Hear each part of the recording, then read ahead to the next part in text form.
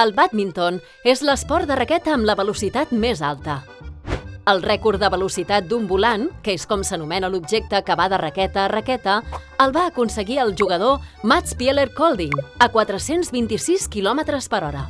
Per a què us feu una idea, un cotxe de Fórmula 1 es mou a uns 370 km per hora. Impressionant, no? El bàdminton té els seus orígens en un joc anomenat Puna, que es practicava a l'Índia.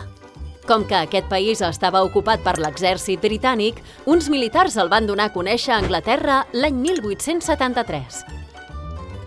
Al comte de Beaufort li agradava tant aquest joc que el va començar a practicar a la seva finca anomenada Badminton House. D'aquí va agafar el nom aquest esport. El volant sol pesar entre 4,73 i 5,5 grams i té 16 plomes fixades sobre una base de suro. Hi ha dos tipus de volant, el de plomes i el de niló o plàstic.